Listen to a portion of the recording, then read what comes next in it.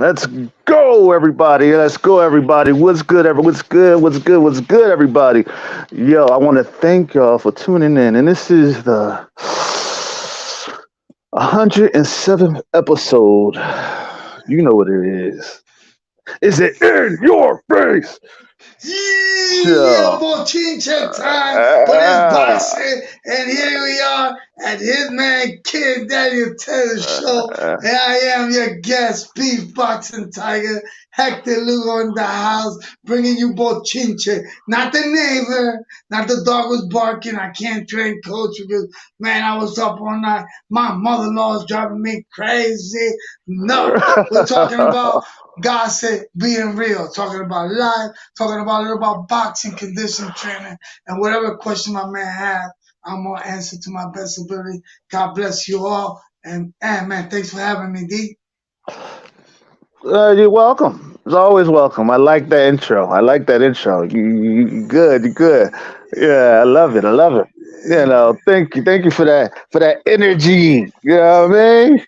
You got it, you gotta have it. Normally, people get take their Wheaties early in the morning. I take mine late at night, cause when you sleeping, I'm working. You see, because oh, as a fighter, dude, you know what I'm saying? oh Nowadays, yeah. people we're lazy. A lot of these Uh, guys don't train as hard. They're laying. Hey, check it out. They get these, and then they want to babysit them. You know what I'm saying? Back in the uh, days when we were coming from, you fight. You got 90 days to pick up your next opponent, and let's get it on and keep fighting. And that's when I come in, my brother.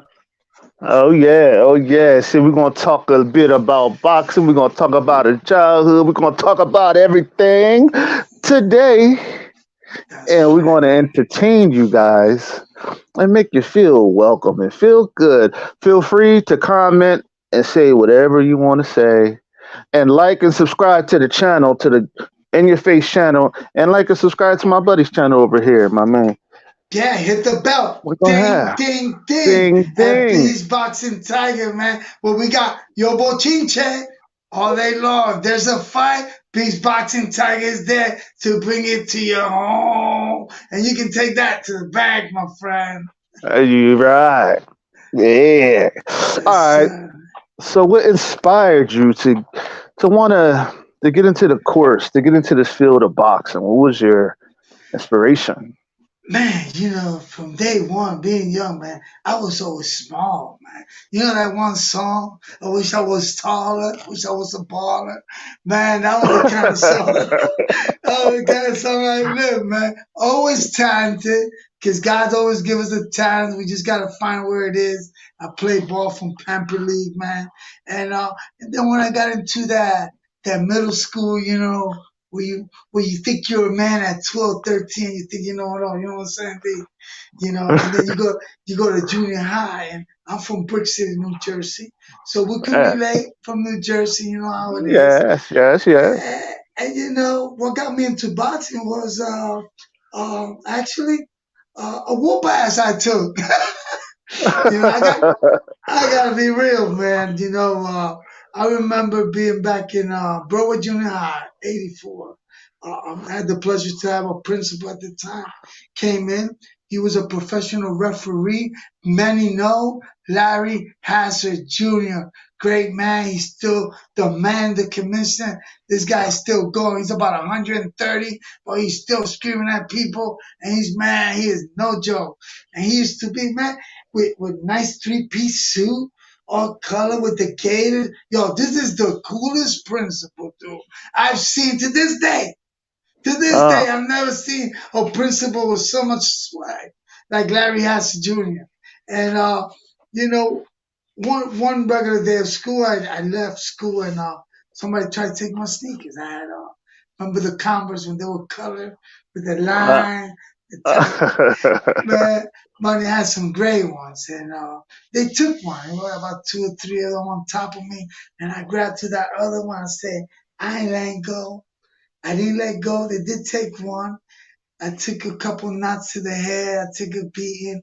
I was crying my way home in the snow with one shoe. I said, you know what? This has got to stop. They ain't doing this to me no more. So I got home afterwards. I had an uncle. My uncle had a lot of experience. May he rest in pieces with the Lord as we speak.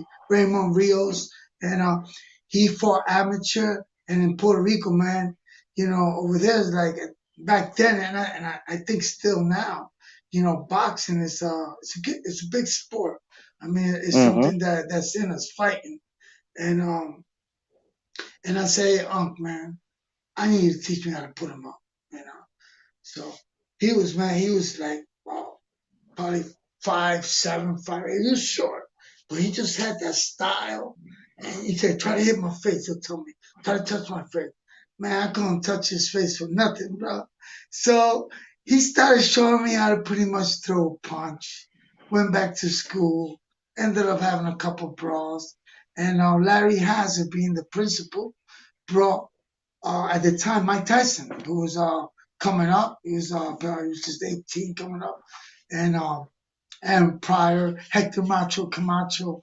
He was bringing all these guys from um, what's this the Italian kid Arturo Gotti, who was from Jersey City. Maybe you've Mm. heard of him. He's Yeah, I've an heard of him. icon, and man, he brought these guys to school. And it's just like, when you're in school, elementary, and you see an athlete come, now you want to play some ball, whether it's football, baseball. It's an encouragement, man. And we appreciate what athletes do every day when they take their time to contribute to schools in their own time, because you guys make a difference. And that's what we're about. We're about to be out there, man, and show that love, break that hate, just bring people together through sports. And I had Yes, the sir. pleasure to have Larry Hazard. The referee was my principal. I have the diploma. I graduated from junior high in '84. That was his last year. He became commissioner. So a couple of guys were doing gold gloves, and I decided, let me try this. So I was playing baseball and doing a little boxing on the side. Awesome, awesome, awesome. Where did you ever think about going pro, or was you like very good to go pro? Man, I had a rough growing up, not having a dad. And it's something, you don't wish on nobody, because then mama's got to take both sides of that. And so I was a mama's boy for a while, man. I had a curfew. Imagine Friday night, I have to be home at 9. That's when the party start. And it's 10 o'clock, and I go to my friend's party. I gotta be home, and man. I ain't play with my mama, man. I mean, back in the days, our mama, and some now is still like. But man, I just started working with amateur and pro fighters, and I was so secluded, from being a mama's boy. Now having my dad, then my stepdad, who I love very much now. We never had that relationship. We had that father relationship after I became a man. Mm-hmm. You understand what I mean? So I love the Uh-huh. man now. Dad's, I always call him dad. But I didn't have that youth that during the 9 to 17 years old, which is so important, and that. Having a father there, and dad, I love you, going to the game with you. So I had to go to baseball game, and nobody will be there. Everybody will have their dad. I won't have mine, and that kind of just I felt like I didn't have a dad. I had no answer. Nobody was telling me who my dad was. My mother was strict because Newark was bad, man. I mean, there was fights, and we're talking about the city. So I started playing baseball, and then I started going to the gym and just doing a little bit of weight and hitting the bags, and that's how it all started, man. I started meeting Wow. pro fighters and gold glovers, but I never really got into it because I got married at 18. So now I'm trying to be a man at 18 with no Mm-hmm. father experience and none of that. Right, right. I You feel you. I know, feel you. It's kind of hard, man. Kind of hard doing that when you're young. You're supposed to at 18. You're supposed to live your dreams out. You're supposed to live your life. You know what I'm saying? You just getting you getting your wonder years. You know what I'm saying? You in the about to hit adult time, adult year. You know what I'm saying? But you had a child. You got married at 18. Man, Wow. listen, man. Like I told you, I had to be home at 9:30 Friday, my curfew. I said, you know what? If I get married, dude, I get married and I'm free. Man, I went to one jail to another. I ended up marrying a girl. She was 3 years old, the mother of my two kids, and I love, no regrets here. She was 21 at the time, working for a law firm. And yo, this is no thought. God is my witness, man. I was still just about to graduate because we went together for a year before we got married. So I got married Mm-hmm. right before 19. I had my first son before I turned 20, my brother. Damn. So I decided to get married. My mother, I was still her only son. Didn't want to let go, but deep inside, I wanted to, man, like be able to do what I want to do without knowing that marriage is the commitment, responsibility. Now, on the other side of the fence, my ex-wife, she had seven brothers, two Mm. sisters, and her 10. The mom raising them, they had a whole building, man, for themselves. And they lived in the corner right next to the projects. So guess this, check this out, man. Oof. I was wimpy, okay, about weighing 100 pounds with clothes on. Okay, I started dating a woman and she's already out of high school, 21, right? So now I'm getting trashed by their brothers and they getting on her like, yo, man, you, what was that? Rocking the God bless you Cradle, too, remember back Johnny. in there? God bless you too, bro. God bless you, man. Thank you for watching. He said, you rocking the cradle. And man, I'll be like, oh man. And then these guys some of them were older. There was a few that were right on my age, and one of them I graduated with, and we're still in contact. We go to fights together. That's my man, Tatin. Tatin, what's up? I love you. He's on the road right now as we speak. He's a truck driver. So, so she was working for a law firm. I graduated. So at the time, it was just like, hey, I fell in love. Hey, my first girlfriend really officially, and I wanted to get out. So I got married, man. I literally got married, wedding and all, at 18 and a half, right out of high school. And I had my first son. Man, I know you had a lot of dreams, man. I still did, but check this out. I was working. My first job was at St. Michael's Hospital, which in New Jersey you got St. Mary, St. Joseph, St. Michael's Hospital, and I think it's Columbus. Well, they were all from the same CEO and stuff, and they had the Newark Police Mm-hmm. Department and the Special Police. I started working at with the Special Police security, man. Listen, man, I was gonna be the second youngest police officer in the Newark Police Department. I had a head start because here I'm working with the specials and I'm learning all the codes, like, hey, I got a 170. I'm learning all this stuff before I even going into the academy or taking the test. But that was all lined up, Daniel, to do. I went through it right before my 19th birthday. I passed the test and they gave me a date to go and to start the academy for the police. Wow. Wow. Yeah, man. So Damn. then, so then now, check it out. Now comes the problem. Remember I told you, you go from one prison to the other. I got Uh-huh. married thinking I was gonna have that freedom. Well, I had a child, and my wife didn't want me to be a cop because you looking good in that uniform. Her ex-boyfriend apparently was a cop. She was a few years older than her, but now she thinks I'm gonna be like him. So she ended up taking off. At the time she went to Boston, Massachusetts, with her sister out there, and uh, and I stayed at St. Michael's, and I'll start the academy on Monday. I scored a B on the police test, which is pretty good. I just didn't pass. So, but then my son got sick, player. My son was 8 months, and he went down, man, to, can you believe, a 13 and a half pounds, 8 months. Wow. Hey, I don't know if you saw my grandson's picture. He's 24 and a half pounds right now. He's 8 months. And I thought about his uncle. So I said, man, my son's real sick. He was at the hospital. So Friday night, it's either my son or the police. So that's a no-brainer, right? So Mm-hmm. you know what? I went with my friends. So I get out of work, I get this call. Remember back in the days, we didn't have these, and we had the pages. We had to get to a phone and para pim, para pum, para pan. So I'm trying to get out there. Boston's 3.5 hours from Newark, New Jersey, and man, can you believe on my way there, I wrecked the car. You know Wow. how you all disoriented? I just worry about my son. Am I gonna make it? I still gotta get through traffic. I gotta get through New York. I gotta get through Virginia.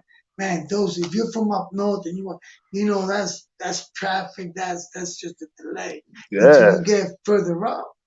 And Cause I know, cause I went to New York before, and wow, that traffic is whoa, it's something like that, something, whoo, yeah, and yeah, people just walk in front of the car, just yeah. like damn, Listen, man, I learned to drive up there, and I don't know if you remember the '77 Monte Carlos, the long ones. That was the one where I started driving with, and I learned how to drive. But yeah, man, they'll come right in front of you with a bike, and up there's one way going, one way coming, and then being in Florida for 20 something years before I went back to Newark, I get in a car. And actually, I get with my sister when I go up there. And I was tell sis, I love you. Shout out to Jersey in the house. And and they drive, and I'm like this. And she says, "You're right." I said, "You're going too fast, huh?" And it's because, when you come out here in Florida, you're gonna be like, "Oh, now I see what you mean, hey?" Because here the roads are wide. If you're gonna make a left turn, we got our own. Like you go to the left, there's an open left sign, so traffic's still going while you're waiting for the light to turn green to ah, turn. Newark, you ain't got that. Newark, you gotta wait until that whole train comes so you can turn, and you better turn right because you'll hit the cars that are parked on the sideway. So I became wow, I had to learn how to drive. Straight out of high school, got married, got a son. Right before 20, all this is going on. Bochinche, do I continue? hey man, you had a hell of a life, man, hell of a life, dog. That's shit, man. You drove, damn, Man, on your way listen, to the hospital, and you got into an accident, and yo, so I get out the car. So this is the Oriental guy get out. It was his fault, and he quickly took the fall. So I'm like, all right, my anger went from a 9 to a 4 quickly, because he mm-hmm. took the anger, but I wasn't all there. And then I explained to him what was going on, and quickly, back in the days, it was like we used to carry these insurance cards, and used to pay for them things sometimes. They weren't even, you could get a good deal, and as long as you didn't get into no car accident, you were good. But the dude gave me, I told him, listen, we got some damages here. We really got to call the police. And he's like, well, I feel bad for you. You have to go far. How much you want? So I'm looking at the hood. I'm like, man, how much can I charge? I'm like, I can't think so. So I said, you got a rope? He said, yeah, give me 200. I'm talking 200 back in I'm talking about 80, 87, 88. Yeah, about 88, 89. So he gave me $200 and he had a rope in the trunk and he helped me tie the hood. And we just tied the hood. I just put gas in the car and I took off on my way to Massachusetts. Man, I'm like, I'm $200 richer, but then I keep remembering my hood is attached to a rope. So Yeah, now I'm driving up, bro, and it's pitch black. It's dark. And if you drive up to Massachusetts, once you get past Virginia and New York and all that, man, you can see the stars where they look like they're right there. And all of a sudden, yo, man, God's my witness, my man.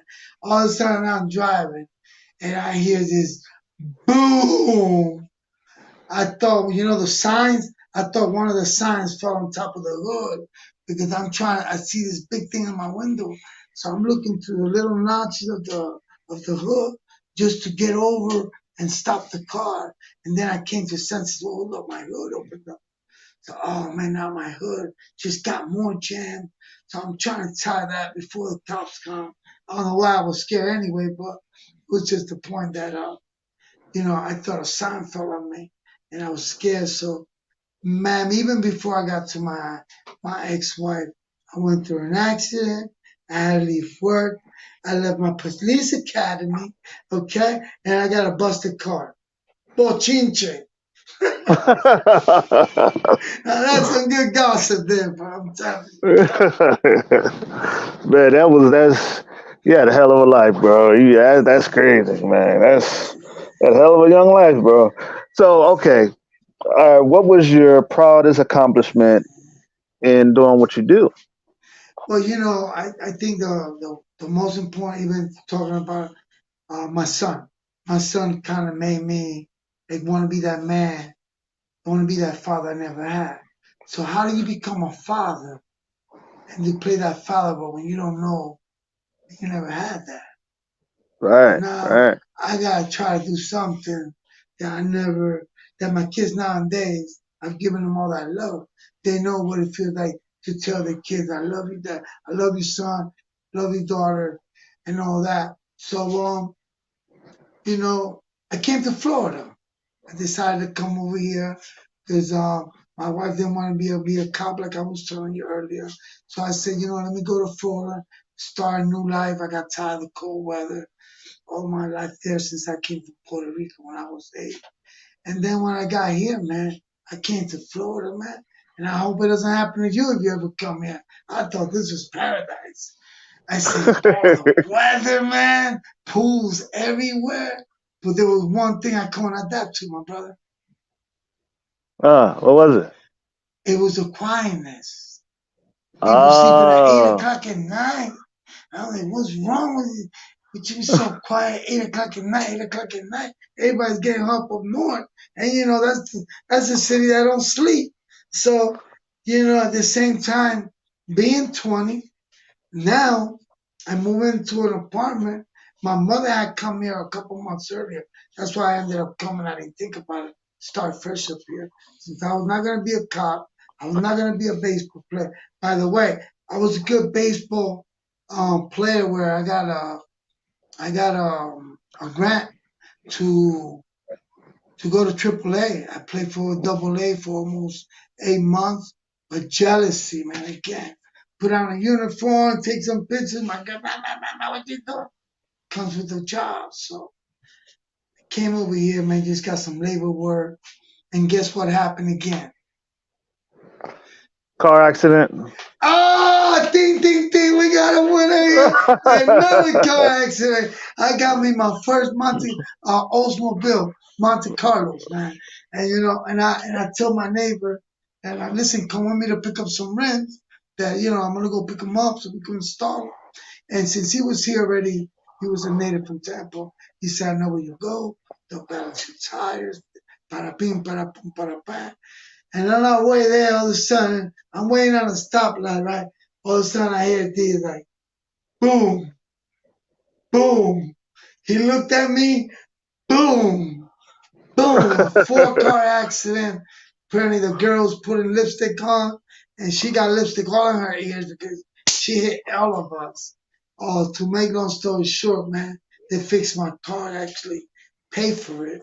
That was when buy here, pay here was very popular here in Florida.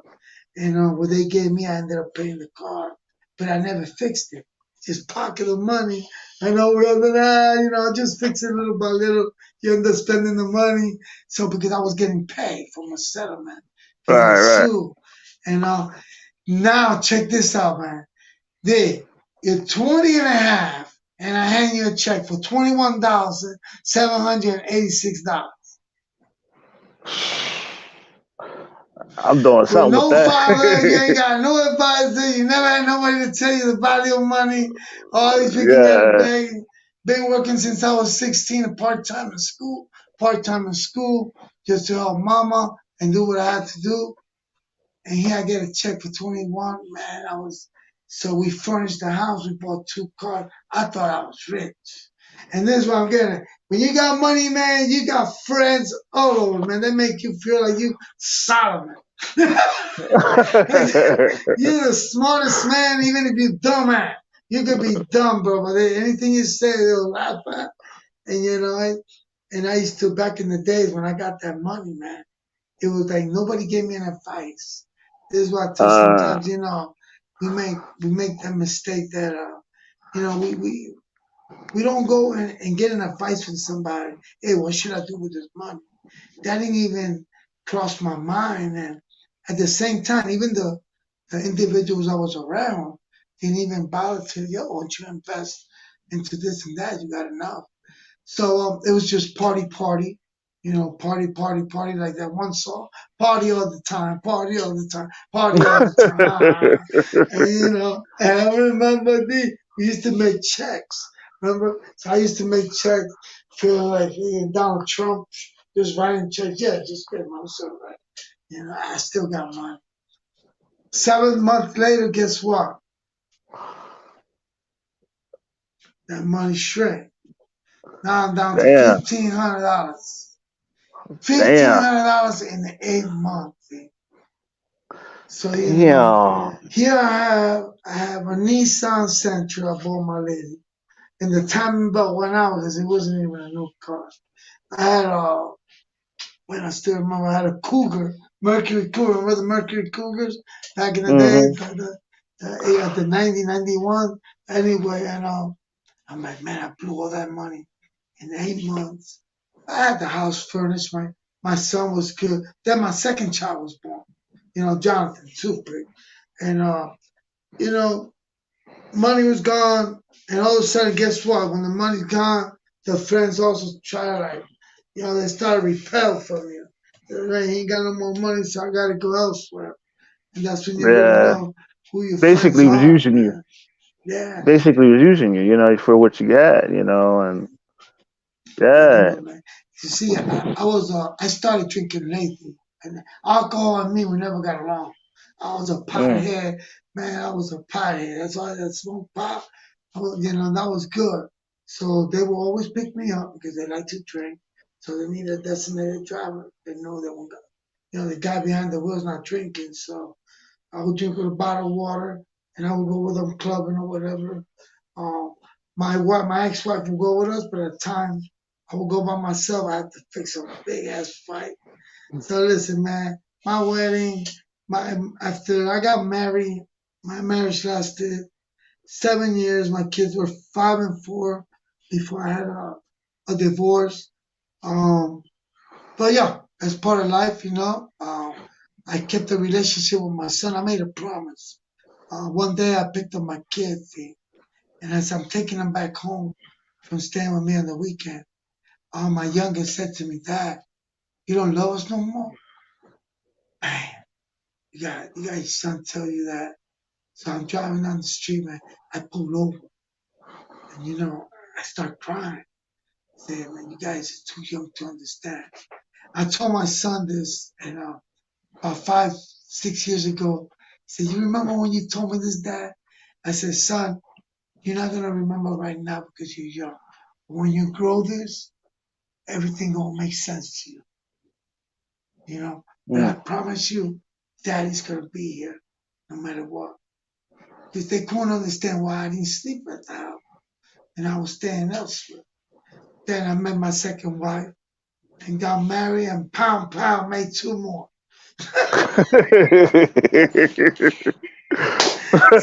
So now I gotta work and I gotta fight to make a little money on the side, but not pro. But I'm helping the fighters of Spartan, taking a beating for 180 bucks, 60 bucks. Some of them will pay me when they get paid. But even though fighters made a lot less money back then, one thing I can tell you about boxing now, and they made less money, but they made money more on a consistent basis. See where I'm at? Right, Like right, right, right. now you got so many people trying to get some of that pie. Like I said, too many chiefs, not enough Indians. And then, Hmm. back then you'll be fighting every other month. Uh, so there was like a little bit of something coming in. So it was a part time doing something that I enjoy doing. And when you're in your 20s, man, you can eat nails, man. You still feel good. Yes, man. Like, cause What was the average salary for fighters back then? Well, man, unbelievable, bro. When Marvelous Marvin Hagler fought, right before he fought, when he captured the belt, he was fighting for $300 to $500 a fight. Seriously? Yes, sir. Look it up, Google it, man. I practice what I preach. I research it before I speak it. Because I never want to look. But fighters back then, they just fight for $500, $600. They fought 15 rounds. Um, but then again, there wasn't so much they had to, I guess the doctors and stuff. But now you got more, like I said, you got more people. They get a piece of the pie. But back in the days, a fighter, let's say me and you gonna fight, right? Okay, what we're gonna do? Talk to your promoter. You're there. You $1,200. If you go all 8 rounds, you get an extra $300. So now when you see fighters, and now you'll think of me when this time when you see a fighter and his eye sockets hanging, why he just don't hang, go home to his family? He's about not to see no more. They trying to get that bonus, So Wow. they make all different kind of agreements. You get the whole purse. If you go the whole fight, you get an extra 200. Back in the days, it was like that. I'm sure now it's a lot more, but man, these guys average $5 to $1,000 a fight, man. Unless you were a champion. Wow. Wow. So okay. So when it comes to like guys like Mike Tyson, like Holyfield, and all those guys, how much did they make as a whole? Like, Well, we had we were they were doing some numbers. What's up, Coach Malachi Williams, from Media Boxing USA. He's one of the hottest boxing YouTuber, and he was doing some numbers. He had a show I was watching, and like comparing the money, the currency, what was worth now in the dollars back then in the '80s, and that what they call closed circuit TV. Remember back in the hmm day, closed circuit TV, and man, they generate about the same money, even more, because there was, wow, Mayweather was talking trash about my pay per views here and there. Man, listen, the fight of Hagler when he fought Leonard, that pay per view generated over $90 million, which is $90 million in the late '80s, man, early '90s. That was a lot of money, man. yeah, a I mean, if you lot of look at money. it now. So, it was Mike Tyson just changed the boxing salary. I'll give you a perfect example.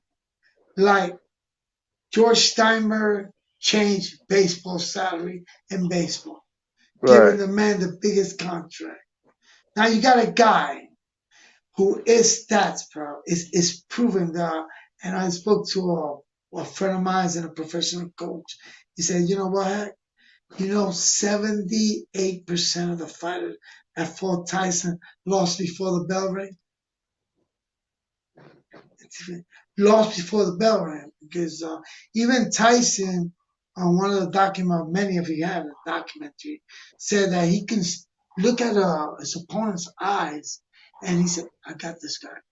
He just had that intimidation and he hit so hard. This guy, his training was just like second to none.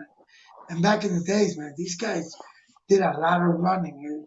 They didn't have all the stuff they have now, all kinds of man, grab I'll show you over here. You see those racks over here? Those are like rackets over there. You see those black ones? hmm It was just mitts. Now they got so much different stuff that you can work with that just makes the fighter more efficient. It makes it makes it easier on the trainers here getting injured and themselves. Um, but Tyson, man, when Don King, people talk trash about Don King, but let me tell you something about that man. That man made fights. hmm Whatever he did afterwards, if he wanted your pocket D and he took your money, that's your problem. I got what I wanted from my pay per view. He made hmm fights, and he made fights. But really, I think what messed up Tyson, like a lot of us know, was Robin Gibbons. You know, fell in love, got in trouble, and when he lost to Buster Douglas, he didn't have his team with him that night. Wow. If I want you to look at the fight, it was January of Yeah, 1990. Look it up on YouTube. But they because had a bag. it was the day of my birthday, January 17th. I was like I was like a 91, couple months. 1990, 1991, 91, Yeah, 93. yeah, I was, Yeah. yeah, I was 3 years old, 3 years old, and it was January 17th, and he was party. He said he was partying with Bobby Brown that day in Japan, and that's when you know what I'm saying, he was partying all night, and he said he was partying all night, and he didn't want to fight. He said he knew he was going to beat him, so he basically underestimated the guy, and he said the ref counted a 13 count when he was supposed to count a 10 count or whatever or something like that. Man, back And yeah, yeah, exactly. It was a six. Buster Douglas took a tremendous uppercut, and normally the referee will look to the corner, and he actually picked up the count as soon as Buster Douglas went to the corner.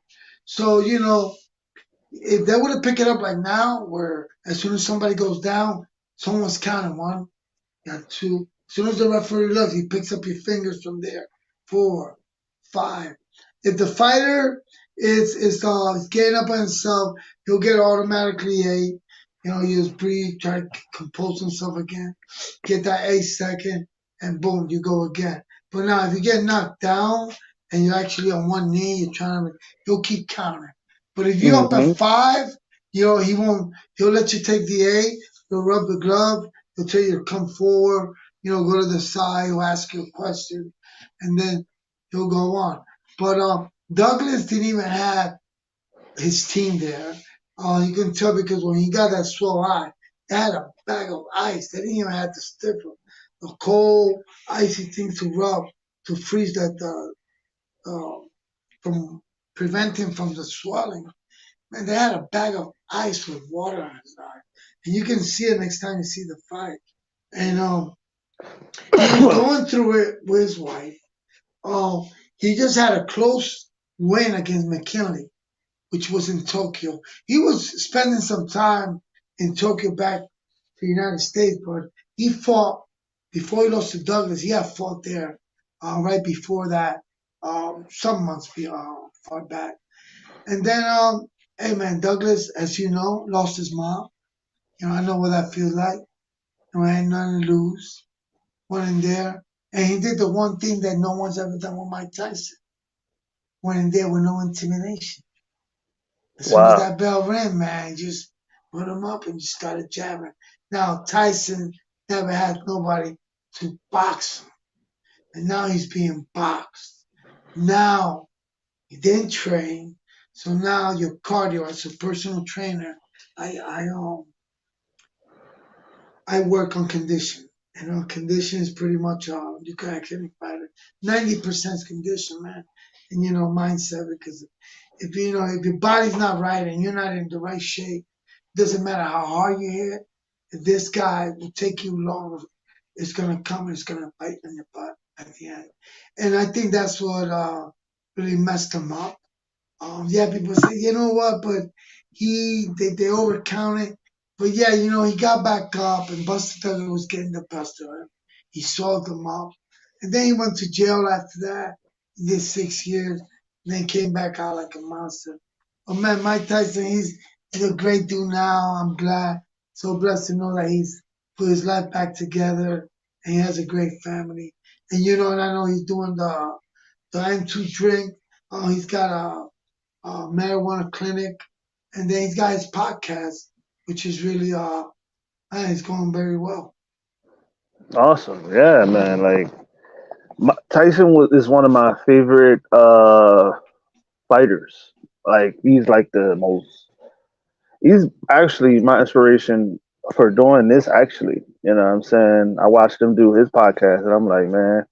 I want that intensity. You know what I mean? How he had Yeah. in the ring.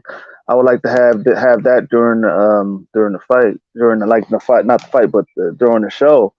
And yes, he's my inspiration for that. You know what I mean? But yeah, you know, What was the biggest fight you would think that you like the most entertaining fight of Tyson that you enjoy the most? the most entertaining fights, two of the Holyfield fights, Yeah. two of the Holyfield fights because that showed Mike Tyson's endurance. You know what I'm saying? But most of those fights also showed some of the bad parts of him because he been Holyfield's ear. Yeah, man. It's crazy because how Mills Lane, he was no man, man. He just passed away not long ago. The great Mills Lane uh, referee. And he was a judge, right?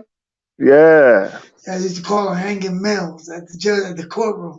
But he sees the chunk missing, and he let the fight go on. But I guess back in the day that he probably wasn't the I couldn't believe what he was seeing with that. But when he bit the other side and Holyfield, he was a Christian man. He like man, he wanted to kick on, pick up his feet. He was really upset. And I guess you see how Tyson got. He hit the police officers. Man, Tyson was just like he lost it, man. The most ferocious individual fight I've ever seen and most intimidating, I guess, in my lifetime. yeah. Like I would say nobody wanted to fight Mike Tyson in his prime.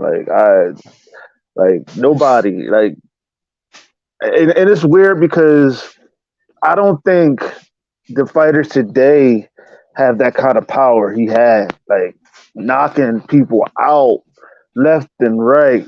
Soon as you get in the ring, shoot, shoot. It was I'm crazy, like, man, because what?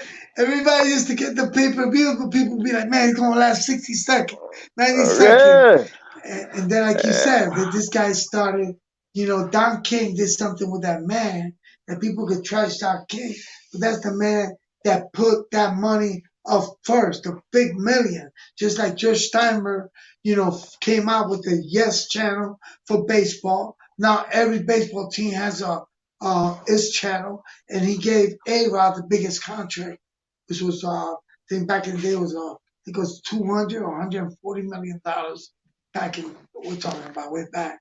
But hell yeah, you know, Tyson was getting paid, but it's those taxes, and that's what kicked his butt.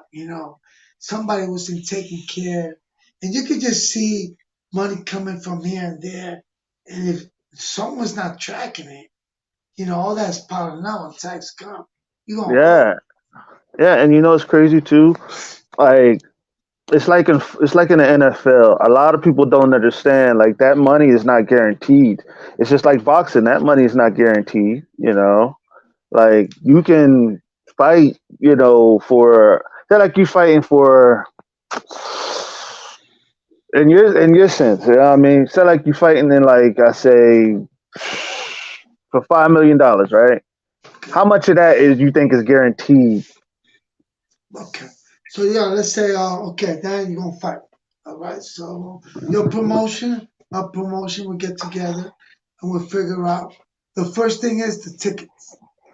I want you to compare boxing more, and this is the best way I do it when I speak to people to music, hip hop. It's pretty much you want to sell your music, you want to sell Right, your right, right. album. So, but you want to sell your fights, you got to sell what? Tickets. So Mm-hmm. now, who's gonna pay to watch me and you go at? What have you built to motivate me to tell my wife I'm going to my friend's brother-in-law's funeral because I'm gonna go to Fine Line or tell her I gotta work overtime, and then I go out there and then it's a garbage fight, and it's about making good fight, and that's why boxing has gotten so much a bad rap and the name because too much beating around the bush to make big fights. When you and I know when Mike Tyson was fighting, he was fighting the next one on the line. Bring me the next one on the line. All the top dog back in the days when Sweet Pete Whitaker. uh, the great Julio Cesar Chavez, uh, and many more like Morales and the early Pacquiao. And but the heavyweight division, man, that was the most competitive division, and it lasted until mid 2000. But even since Ali lost to Larry Holmes, oh man, then you had the Riddick Bowes, you had the Donovan Racing the Holyfield, you had the Mike Tyson, you had the Brunos. Man, I can go on and on and on. It was like these guys were just monster, man. You remember Mitch Green from New York Mhm. Mhm. when, when Tyson actually broke his face with some glasses right before they had to fight. But you had top rank, you had Bob Arum, and you had Don King. Those are the two top dogs. Those are the two that Now, were making fight. You now you got know. Al Heyman. Now you got Al Heyman. Now you got all Mhm. these fighters. They're promoting themselves. So you got I don't have a problem with that because that's all good. Trying to help other fighters to be where you at. Hey, I'm all for that because I'm a man that I believe that we got to be out there, and that's what I'm trying to do. Try to help someone, help myself at the same time, expose and let everybody know, yo, what's coming. There's a storm coming. This guy is the real deal. And he's right around the Mhm. corner. He's on being and look out. And 2 years later, hey, isn't that yo? Didn't I tell you? Mhm. That's what I tell you. Because you got these young girls now. They're working.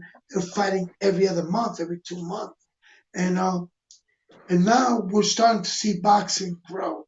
And let me tell you, D, not because I'm just here. I have a phrase now I've been using a lot. A lot of the guys are happy. Florida boxing's taking over. There was a time back when Don King and Donald Trump gave up Atlantic City. All the fights were happening in Atlantic City and Las Vegas. Now, you know, the fights are mostly were happening in Texas and New York. Hey, You Kristen. know, Hey, love. hey, what's going on, Christian? And now it's just now Florida. You got from the Miami all the way to Pensacola with Troy Jones, nine-time, eight-time world champion. He's working with the amateur. Man, great dude. Great chat. What's up, Roy? This guy's the real deal, man. Uh, he's still working, man, regardless of him not fighting. And the same thing for the Magic Man. I later, my friend, it's Antonio Tarbert Jr. from Tampa, who are doing their job, exposing these young bloods to come out and the new talent, the faces of tomorrow. Right, right. And it's crazy too. You know, my little cousin because he fights. He's training to become do his Golden Gloves, right? And he told me he said, man, he said he was like a lot of guys don't want to train. He said, but I want to train. I like training. I'm there every day. And I'm like, man, that's because you built for that. You born to do it. You know what I'm saying? A lot of people, and this is what I learned too. A lot of people are not born to do what you're doing. You get what I'm saying? Like, for example, it's like saying everybody wants to be a podcaster. Everybody wants to, you know, be a rapper. Everybody wants to be a nurse, right? But not everybody is born to take care of somebody. Not everybody is born to rap, and you know what I'm saying? Not everybody is born for that workload. Not everybody is born to get into the ring and go 25 rounds, 15 rounds. They only can go a round and they can't take it no more. You know what I'm saying? But it takes not everybody is meant but it not everybody can do the episodes like we doing. Not everybody can do that. Not everybody is able will do that. And Amen. Amen. what I'm trying to say is that a lot of people are stepping in lanes where when they step in a lane they think it's easy. Okay, you think it's easy, then you get into the lane and you're like, man, this shit is hard. I thought this shit was easy. Oh, you thought you was gonna make some easy money, and think that, oh, I don't have to work, it's going to come, I'm just going to do it, and it's just, yeah, no, you got to work at this. And God always told me, He said, it's the difference between being called to do something and being chosen to do something. Amen. He said to me, He said, when you're called to do something, you do it on your own will. You know what I'm saying? You do it on your own will. But when you're chosen to do it, you're doing it on my will. You know what I'm saying? And you have no other choice. It's born within you. You're chosen to do it. You have no choice but to do it, because if you don't do it, it's like you'll feel naked. You'll feel without. You know what I'm saying? You're like it's like, for example, okay, if you have a gift, right, and that gift takes up everything that you do, and you really love doing it, right, and that specific gift is something that brings joy to your face, that no other gift, no other thing that you do brings joy to you. It makes you happy to do. And but everything else, you like, man, I don't want to do this. I don't feel fulfilled. But that one thing you do, you're fulfilled. You feel good. You feel good doing it. You love doing it, right? That's Amen. something, and it comes natural. It comes natural, unlike others where it don't come natural. They have to work hard. They have to work, and it don't. You don't. You know what I'm saying? Yeah. You know, That's like, you know, okay, yeah, go exactly ahead. like you were talking about as far as let's say you never put gloves, you never even you don't know nothing about boxing. And you say, yo, Hmm. hey, yo, coach, I want to know how to box. Not even to become pro, but I want to learn everything. What is the time period? What is the timeline for me to when I'm done? I can say now I'm not a pro fighter, I'm not a boxer, but I know all the techniques about boxing, defense, offense. Just like if you're training for any sport, it will take me 3 years, 2.5, 3 years, depending on how bad you want it, just to teach you everything, which will be how to properly throw a punch, make a fit, pivot, zip and roll combination, and all that. Because it's like everything. It takes about 2.5 years if you're lost completely. Okay, I want to know how to fight. No, no, that's back in the 30s. Come here. This time, Exactly, you're looking about champ. You're looking about 2.5 years, and it's up to you because I believe exactly. that God says in Colossians 3:17, I could do all things through Christ. I've put my Hmm. body to that test, Yes. and I'm not gonna say anything deep unless I've experienced it, unless I've Hmm. been through it, not because my buddy went through it. Now, I'm only going to talk about what I've been through. I've put my Hmm. body to see how much a body can take of a man a certain age. And Hmm. if I could do it at this age, and I've been able to do this routine, there's no reason why you can do it and you're 7 years younger. Hmm. Now, what you just said earlier, not everybody is built for that. We may think you want to be that, but necessarily, you know, is not for me. You'll know. You'll know. Because there's Like, two things. I can teach you how to fight, but you don't teach heart. You can't teach like, heart. exactly, and that's why I keep telling people it's like Mike Tyson. Mike Tyson. As soon as he got into the ring, he was a star. He knocked people out like that, right? He was born to do that. That's him. That's his gift. He was chosen to do that, right? He He could was teach you. totally his heart. He could teach you. He could. I bet you, if he get in the ring again, he could knock somebody out. He could run with the big boys, right? I Man, believe. But 55 years old, 55 years old. If you get a chance, you look at some of his training, man. And like I I said, mean, if Bernard Hopkins could do it, Tyson could do it. You know what you I'm know, saying? I talked to Tyson was not this past Christmas, not this past January, the January before. I went with my brother uh, Carlos Total Package Gonzalez. What's up, my brother? He used to fight pro, and Tyson is like you. You always wanted to meet him, but he followed him. And I told him about you want to meet Tyson, so that's in the process, my man. Want to see when he's gonna come back to Tampa, and I'll let you know because he was just here for the Gasparilla. So then we went to see him at by the Buck Stadium. He was out there at Ah. it's called, I think, Palm Beach Autograph Center. It's a place where they sell kind of memorabilia and all that stuff for sports. And they got the football Lombardi Trophy and jersey sign, and you can find stuff like from all players. And there was a line, man. Like, forget, you can just imagine. We got there 7:30 in the morning, and we were the first three in line. It was Beachboxing Tiger, Total Package Gonzalez, and it was Left Hand Lacy. All three of us, Mm. we love Tyson. We're gonna get to take that picture first. $100 for a signature. $100 for a picture. Check this out. 1:30, I see Tyson. We're in there. The lines from here, man. You don't even want to look back. You feeling sorry for them, but at the same time, I pay my dues.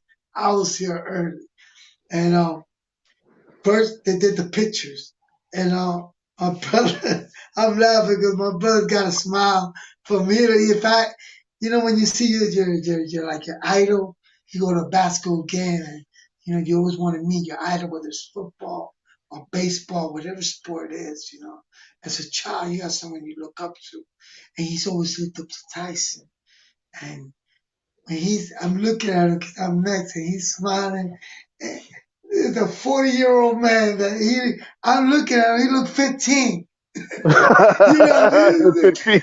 he looked 15, facing fresh and all. I'm loving it, Uh, man. I'm loving it. So when I go up to him, yo, man, when I do, it's like those big trees, man. Those big round trees, hmm man. When I hugged them, that's what it felt like 2 years ago, man. 2 years ago. Eh, This guy. So I tell him, yo, Mike, I met you 1984.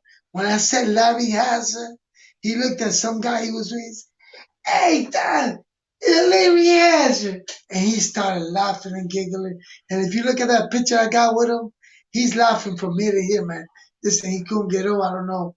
I guess him and Larry Hazard good friends, whatever. But I got him real early. But he was taking the pictures. Nice guy. He talked to us for about a minute or two. And man, he's doing so much, man. I've been really happy. He's been through so much. Yeah, He yeah. had all this silver, he had all this gold. They had a interview, and he said, "Wow, Tyson, all those belts." And he looks at the dude and he says, "This is all that's garbage. All this is garbage." You might say, "Why I don't throw my kid? Oh, that's garbage." Because I wasn't me. I wasn't happy. I was fighting because of the fury I had, the anger. And Mike, before a fight, he will be punching the wall. And he will be, you remember the black trunks with the hmm boots, no sock. And he will be wrapped up and he will be punching the wall. And by the time he's walking up to fight, his well sweated, his hands wraps are wet, his fists are red, and that's why he was like he took the style peekaboo and he brought it hmm to another level because Cosmato, the great Cosmato who discovered him when he was 13, um, he's always had that peekaboo, but nobody has ever controlled it like Mike Tyson did. That's wow. Because I remember the documentary where he was talking about I forget what it was, one of those fighters that one fighter made him mad. He went out there without his robe, everything, and he went out there. He went to go fight him, and he came out with the DMX music. And the dude, he said the dude was shitting his pants. He was scared as shit. And I was like, wow, man, this guy is a beast. Like, to be honest with you, the people that like, because in me growing up, you know what I'm saying, this was me growing up, like in the Mid two 80s, thousands, two yeah, mid thousands 80s, and 2004. 2000s, 90s, and everything. I was mostly a kid, but when I first saw Tyson fight, because my uncles was fighters. My uncles used to fight. My cousins used to fight. Man, I saw him fight. What's his name? what's this? I forget. Larry McKinley. has Larry Holmes when because It was he it was McKinley, the dude with the oh red yeah, the with the McKinney, green. the Italian guy, the white guy, Yeah, yeah, McKinney. Yes, yeah. yes, yeah. He They knocked made it him. look like a Rocky. They made it look like a Rocky Apollo Yeah, kind of like yeah. They made it. yeah. You He know, knocked him out. He was like, he listen, was like, it was so funny. The one person I know that took him to the to the ropes, took him to to his limits was Riddick Bowe. Was Riddick but Bowe was Lennox Lewis was the one that really yeah. he beat him back to back. Where but listen, Tyson dominated. I saw all his first after his second fight. I seen every fight after that. He was fighting every month, and I mean, this guy was not literally the way he used the momentum from the ground. He was picking. Yo, we're talking about 6'4", 6'6". Come on now, you know these guys are 260. Man, he was hmm picking them off the ground. You gotta liberate, and you know that's training, man. You know, you're not born with it. People say, "Oh, you're born with skill." No, man. Listen, heart, yeah, heart is something you cannot produce, man. But skills, you have to hmm develop skills. All that Yeah. comes in development. And what he did, he worked. He worked. I know you've probably seen a documentary where he had the bag with numbers, a whole bunch of numbers in there. He would go from one number and the ability to move from side to side because he has so much power. But now, this is where I'm at. This is what I do, man. I'm a condition trainer, and you gotta be in shape to be a tiger. That's bochincha. I gotta send you some of these, okay? hmm That's bochincha. When you're in the best shape, I heard this from a great champion who worked for undefeated, another Hall of Famer, and who after working out in the morning, afternoon, got a call at 11 o'clock at night. And he probably picked up the phone and said, I thought he was just going to tell me, hey, we're going to meet up at the. He said, what you doing? Hey, you want to go run? I said, we just ran 10 miles. And that was Mayweather was the kind of man who constantly was working, right. working, working. 1 o'clock in the morning while you and me sleeping, his opponent, he's running 10 miles. This guy Damn. is one of the guys that, out of many, like Hagler, Leonard, old school fighters. Nowadays, these guys don't work as hard as people used to. They depend more on they don't want to lose their zero or their O, and they depend more on their power punch. And condition, man, listen, man, you're always going to meet somebody that's going to say, man, this guy hits harder, or he going to take your punch.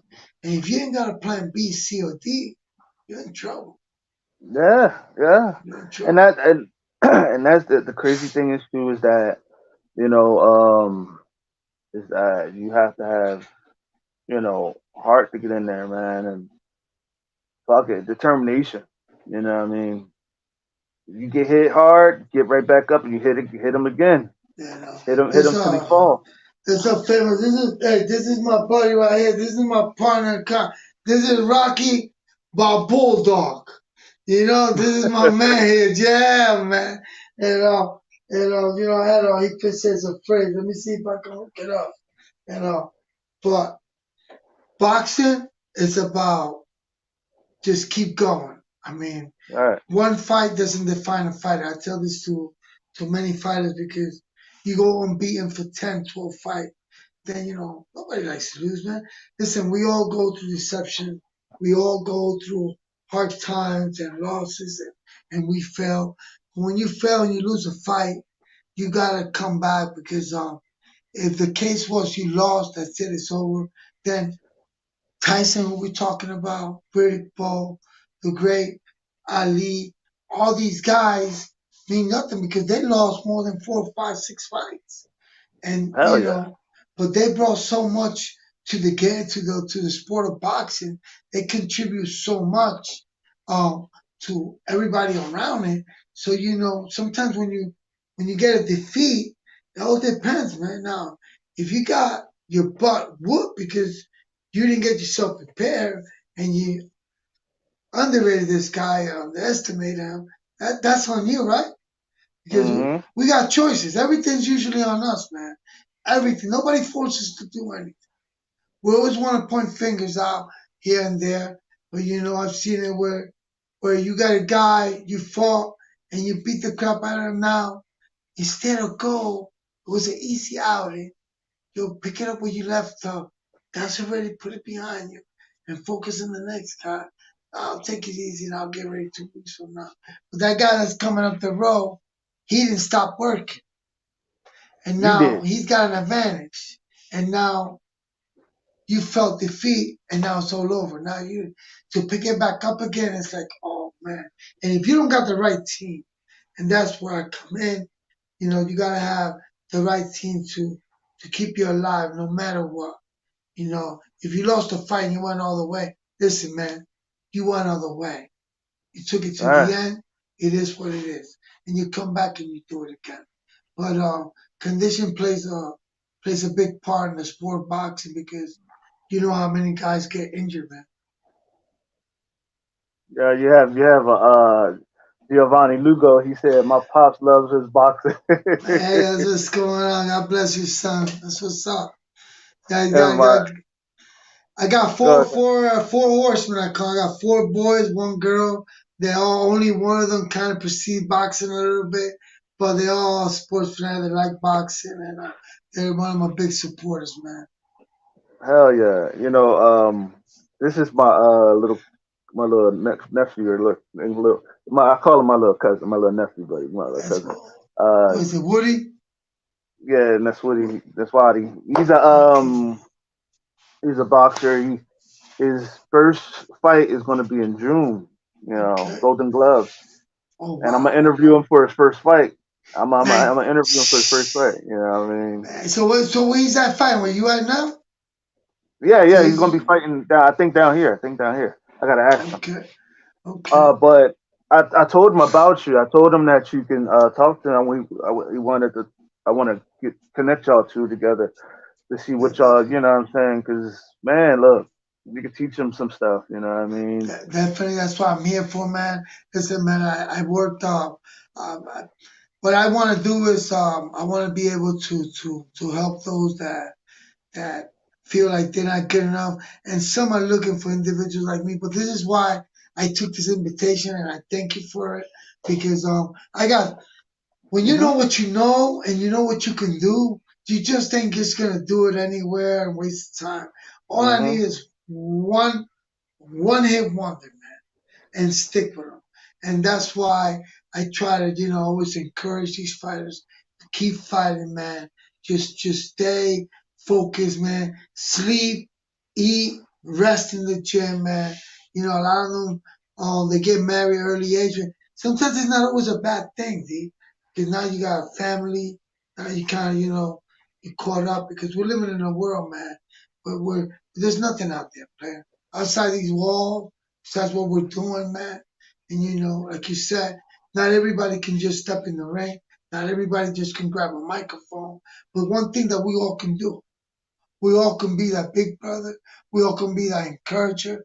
We all can be that, yo, it's gonna be okay. You know what? Tomorrow Hell the yeah. sun will come out again, and just keeping that hope alive, man. And that's Hell that's yeah. that's where I stand. It's just being out there and helping out as much as I can. Hell yeah. Because like I said, it's all about helping each other. You know what I'm saying? Like I told you, I don't mind helping anybody as long as they're appreciative and long as they help others along the way because that's what we're here to do. We're here responsible for one another.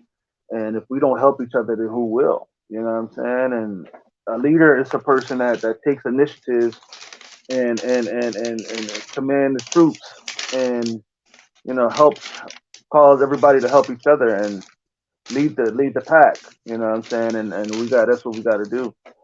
And I don't mind connecting people. You know what I'm saying? I don't mind it at all. I don't mind helping people because that's what it's all about. You know what I'm saying? And like I tell people, the In Your Face show is the place to be. You never know who you're going to get a connection with. And that's why I keep telling Yeah, people to come on the show and have yeah, fun because you yes. never know the connections you will get. You never know because you may just get a connection and be like, hey, you may get somebody to take your project to the next level. You may get somebody to invest in you, and help you come out of where you were at and bring you up. You know what I'm saying? And that's why I make it so that people can come on the show and talk about their lives, talk about how they feel, talk about what's going on, because that's what it means. That's what it means to allow people to come on to bring that out. I want to bring that out of them so that way when it comes out, somebody's going to hear it eventually, That's right. and that person when that person hear it, they're going to be like, okay, I want to invest in this person, or I heard his dream, I want to help him out. That's all that matters. Because and I noticed that people look at my show and be like, "Oh, you ain't got the numbers. Oh, so I don't want to go on there. It's a small show." Nah, man. Because at the end of the day, the smaller shows are where you get your biggest blessing. Amen. And you know what? You just said that. And 3 months ago, I was going here and there, and I got some. I went to Omaha with that big fight with Crawford. I left the channel, which we built up to 400 subscribers, and I said, you know what, Lord, I'm gonna sacrifice this because I know I'm not doing what I said I wanted to do. So now I have 7 subscribers, but I'm happy. You feel Uh me? So now I'm going to and I'm doing here and there what I've been doing to try to build what I'm trying to build. And now I have many people that I didn't think that was going to support me. And listen, man, now I've only been to 3 events since I've been on my own. And I'm averaging about 15, 20 subscribers every time I go to an event. And but a lot of people still think I'm with the other people. Hey, listen, I'm not the type of hater and say, yo, I'm not there no more. Stop following. No, you know what? Because God said, love your neighbor. And and one thing that we have to do is respect. If someone gave you a hand, don't ever forget, who helped you, who brought you up.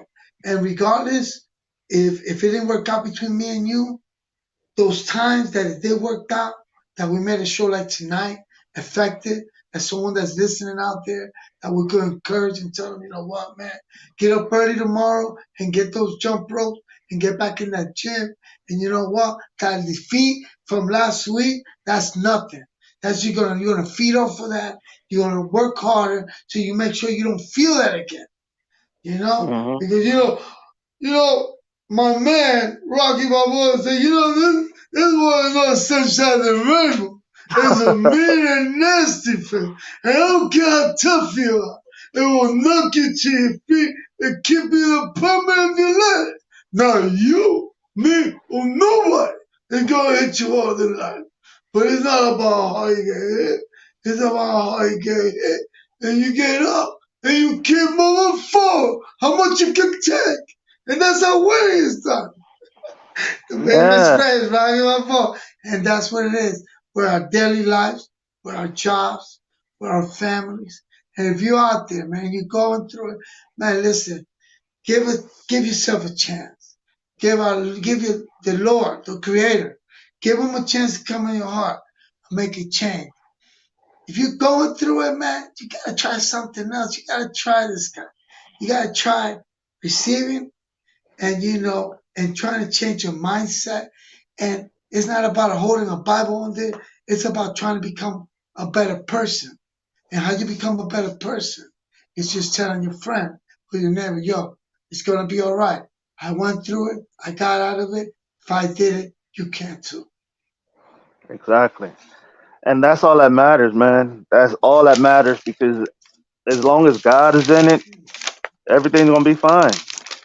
You may have some rocky times. You may have some times where you want to give up, but there's always that one feeling that God will be like, no, don't give up. You know what I'm saying? Don't give up. That's what the enemy wants you to do. You know what I'm saying? Like he don't want you. He wants you to get knocked out and get up and don't get up. You know what I'm saying? But you have to get up. You have to keep on fighting because you never know You can win that fight if you get up and fight and hit harder. Hit as hard as you can That's because right. now you never know what's on the other side of that fight. You may win that fight and become the world champ. You know what I'm saying? All And you you need may is even one shot. one shot. Do not miss it. And Nah, do you not. can't. That's a chance. You gotta have listen, man. Walking in the favor of God, man. Uh, if we need God's approval, acceptance, support, provision, divine energy, and joy, man, you gotta receive them in the heart in order to get that. It's just like you want a job, you gotta apply. So and guess how much is it? It's free because I don't Hmm. care. I don't care how much of a believer you're not. Because there was times I used to say to myself, man, this is hell what we live in because it can't get any worse than this. But honestly, I found out it's a real hell and a lot worse than this. But you know what?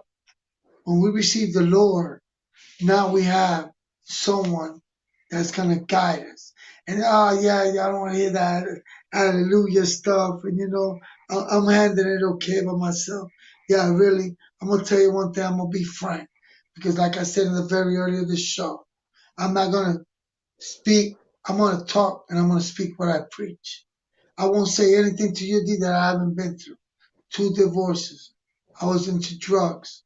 I've been arrested. And you know what? God gave me a chance. I received them.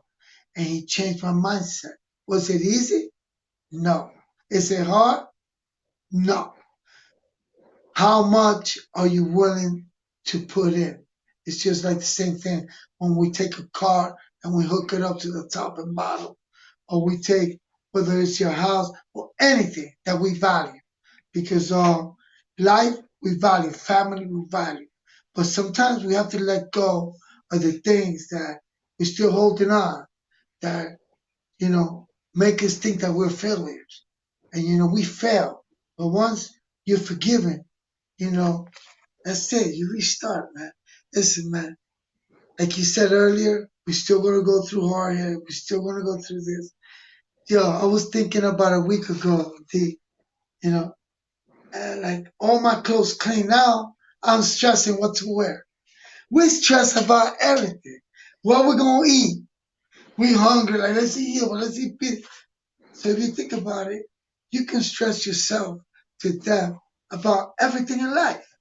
So the best thing is to don't try to clean Mr. Taylor's yard until you clean yours. Deal with yourself. Start forgiving yourself and loving yourself. Because if you can't love yourself, you can't love no one else, my brother. That's just reality. You know, that was some good knowledge. You know what I'm saying? Because at the end of the day, you know, it, it's all to take it to the next level. You know what I'm saying? Take it and run with it, because you never know what that knowledge, that wisdom could do for you. It could take you to the top and be like, you could get in the ring and knock somebody out and become the world champ. Think about it. Yeah. Or you could go to your job and your boss give you a promotion. Or you can rap your lyrics, and you can put out your album, and you can go platinum 7 times or 9 times or 20 times. You know what I'm saying? You can making all the money in the world. Just think about it. You know what I'm saying? You never know what's on the other side of the balance. If you quit, you never know, and you have regret. But if you don't quit, you'll reach your full potential and you'll win. If you have that heart, if you have that determination, and if you believe in yourself. That's If you right. don't believe in yourself, you're going to fall, and you're going to fall flat on your face. Amen. You're going to That's stay right. stagnant, and you don't want that. And the Real other shit. thing is, what if? Oh man, what if? And that's what you were saying. Hey, go for it. If you lose, at least you lost trying. You don't want to be thinking about what if I should have done this or not. Hey, you rather fail trying, but at least you try. And Hmm. that loss, that feeling, it doesn't feel like a real failure because you did your best. You did everything you can do. And it goes. We're not just talking about athletes. We're talking about our daily, even with our families. We're living in a world right now, that we're letting others, you know, raise our kids. And I know you said you were an uncle. You're not a parent yet, right, D? Not a parent, not a parent. I'm an uncle. But as a parent, I'm a grandfather too. No one should be teaching your kids about genders, especially from the age of 5 to 10 or 5, or about anything that has to do with that. That should be coming from your parents. Parents, you as parents, us parents, because I have failed as parents too, and I have had to correct myself. And you know what? I try to help my children so they don't make the mistake that I made, but I don't do it by judging them. A lot of times, we want our kids to do what we want them to do, but have you stop and listen what your son or your daughter wants to do, you know? Because Mhm. and this is where I'm going with this. As far as the enemy wants us to be deceitful. He always wants us to be stressed out. He wants us to be pulling our hairs up so we feel reckless. Uh, Even someone telling us something that puts us down, that avoids blessing from getting any blessings from him. Because if I'm dependent on you and not dependent on him, then there's a blessing coming. I just voided, my brother. you know Mhm. so I have to learn to be able to even hear you, but I may not agree with you, but at least you'll give you a chance. We need to learn how to be ears, not necessarily. A lot of time we don't let people express themselves. We don't know where that other person on the other side is either holding a gun, is ready to call quits, and he just waiting for you to say that last thing, and you could be the one person that can save that life by what you said to that person. So sports. God has blessed me through boxing to speak to these youth, young men, and because I didn't have a father, like I said earlier, but they call me pops, and I'm able to express myself, and most of these fighters come from poverty. A lot of fighters average 70 something percent. They come from poverty. They fight to help their mom and brothers and siblings, and they become famous. Become great Mhm. fighters and accomplish. And but don't be afraid to fail. This is my opinion, and don't be afraid to be rejected. I've been neglected, rejected. Oh, you can't do that. And this is what I would say. Why not me? Why can't it be me? How bad do you want it then? I mean, it's how bad do you want it. If you want it that bad, you go get it. Because nowadays, there's opportunities out there, and in sports, um, it's a great thing to do. It takes sacrifice, takes a lot of dedication, but I feel like it's easier to get in because you got more lazy people. It's not like old school, and I'm not saying that because I'm old school. They were forced to bust their butt for pocket change. You feel what I'm saying? Mhm. Now you're making so much money, so you figure, I'm good. But that's not the mindset that you want. You want to go to the next level. You want to forget about Mhm. setting the bar. Be the bar. Put the bar where you want to set it. You know, Mhm. and that's how you do. Yeah, and that's what I keep telling people. You know what I'm saying? You got to set things up for yourself. You got to set yourself up to be blessed. You can't just expect that shit to come to you because it's not going to come to you. You got to go for it. Go get it. Because if you don't go get it, it's going to sit right there until you go get it. And the crazy thing is, the next man is going to pick it up, and you don't want the next man to pick it up because when the next man pick it up, he's going to Yeah, succeed off of your blessing that God has given you. yeah, But that's God don't want to give it to him. God wanted to give it to you, and He's gonna be mad at you for laying it down and being lazy and quitting. You know what I'm saying? And then now, okay, so you say about the lazy fighters here today, lazy people. taking shortcuts. for You the want day. to take Right, shortcuts. You want, right. instead of running 6 miles, you run more four, but I'll do a little bit of this. Yeah, taking Yeah, shortcuts. along the way, you see how they take shortcuts, right? Yeah, Okay, you take a shortcut in one of those fights. One of those fights is going to be detriment to them, and they get knocked out, and then their whole confidence is lost. Now you done lost the blessing after God done told you to be prepared for this fight and take it to the next mile, and now you got knocked out. Now you're looking crazy. You underestimated the fighter. that's right. Now you fucked up.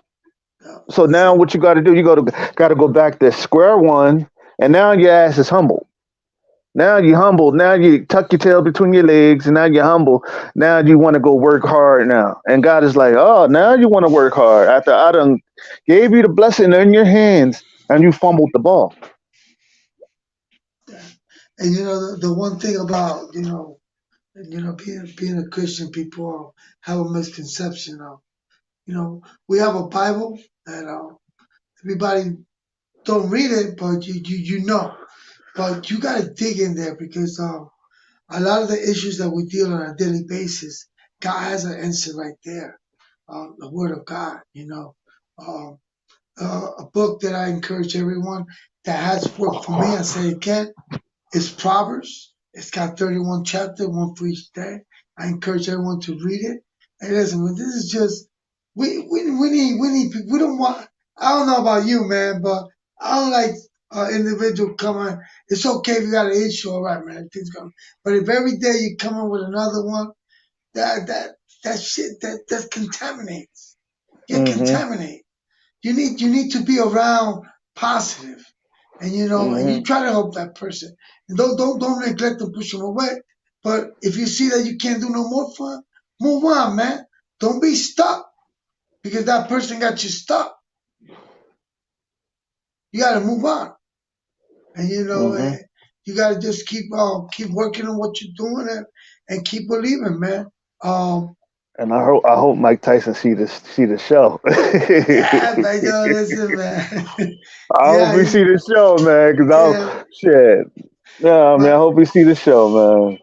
Mike Tyson, man, is a his testimony is a guy that he's still training 55, 56, man, and he's supposed to be fighting somebody soon. I don't know when. Roy Jones gonna do a exhibition fight with somebody. That's another one that these guys they stay working, man. These guys are in shape. But you know what?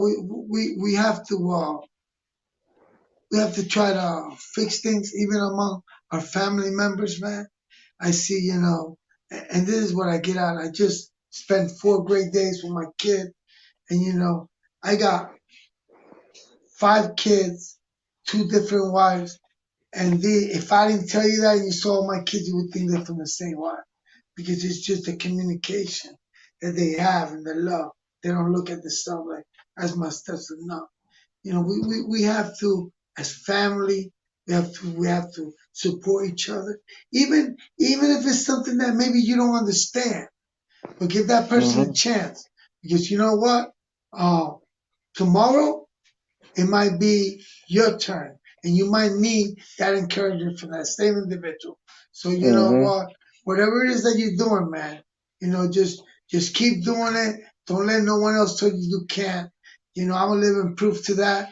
And you just keep punching, keep fighting. Bochincha, man. God is good. Put them in all your plans and your daily basis, man. And that's it, man. Go your way and try to be a better person, man. Just give somebody hope. Tell somebody's gonna be okay, and tell somebody, man, you know what? Just just go, man. God loves you, man. There's still hope. If you're breathing, there's a purpose in your life. We all talented, and if you ain't find yours yet, keep digging because He'll reveal it to you. Because we all talented somewhere around the other. Ain't that right? Damn right. Now,